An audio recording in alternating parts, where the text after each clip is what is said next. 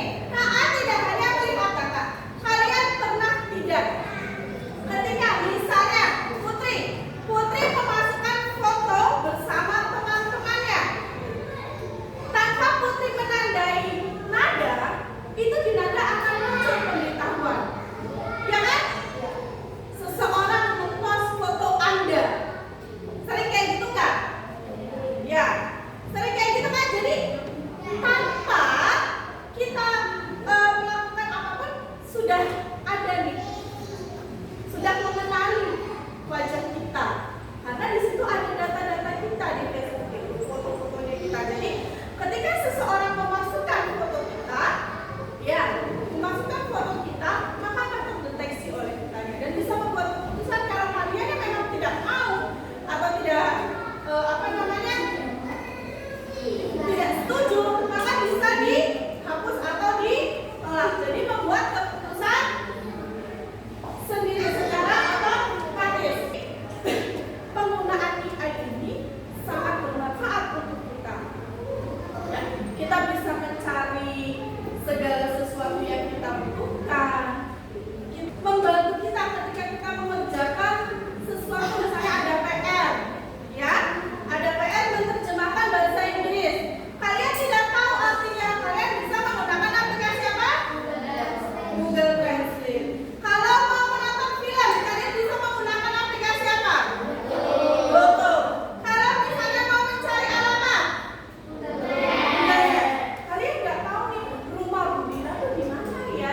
Cuma tahu nama jalannya aja. Cari di Google Maps. Nanti maka akan diarahkan. Itu adalah dari karakteristik kecerdasan AI. Selanjutnya kita akan belajar yang namanya mesin cerdas dan mesin tidak cerdas. Apa sih Bu mesin cerdas dan mesin yang tidak cerdas itu? Ya, apa coba? Coba mesin cerdas apa?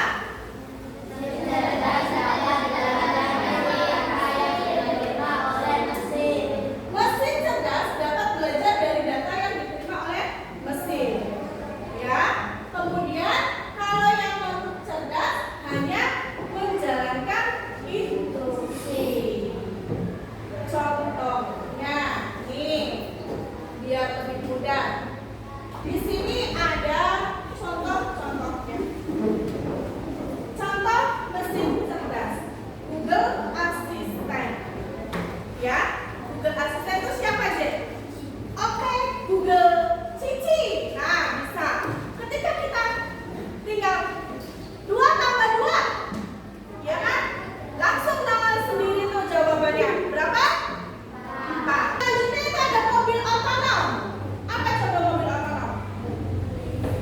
Mobil otomatis. Mobil yang bisa berjalan sendiri tanpa kita yang menyetirkan. Tapi kita tetap ada di dalam mobil itu ya. Nggak mungkin jalan sendiri kalau tidak diperintah. Jadi misalnya kita cukup belok kanan, maka setirnya akan belok kanan sendiri. Atau belok kiri, maju, mundur, itu dia akan jalan sendiri. Berbeda dengan mobil yang biasa kita pakai ya. Biasanya mobil otonom ini baru ada kebanyakan di luar negeri ya. Kalau di sini kita masih bisa menggunakan mobil-mobil manual. Dan yang terakhir, mesin cuci modern. Mesin cuci modern ini biasanya yang satu tabung, yang hanya kita tinggal masukkan baju ke dalam mesin itu, kemudian kita pencet air, mencet untuk air, cuci, keringin, itu langsung keluar sendiri. Dia akan bekerja diri sendiri sampai baju itu bersih dan kering. Ya, itu namanya mesin cerdas. Jadi mesin cerdas itu apa, Jen? Mesin yang bagaimana? Bisa apa? Bisa melakukan aktivitasnya sendiri. Tidak harus diperintah berulang-ulang oleh kita, oleh manusia. Berbeda dengan mesin non cerdas. Ada apa aja coba mesin non cerdas? Nah, kira-kira kalau remote TV untuk apa? Untuk menyalakan TV. Kalian kalau tidak menggunakan remote, kira-kira TV-nya bisa ganti sendiri kan? Enggak kan? Jadi tetap kita harus yang menggunakannya. Jadi kita yang pakai, kita yang pencet-pencet. Enggak, TV ganti nomor 5. Enggak gitu kan? Tapi tetap kita harus yang mencet-mencetnya untuk membantu. Kemudian kalkulator. Tadi beda dengan Google Assistant. Ketika kita cukup bilang 2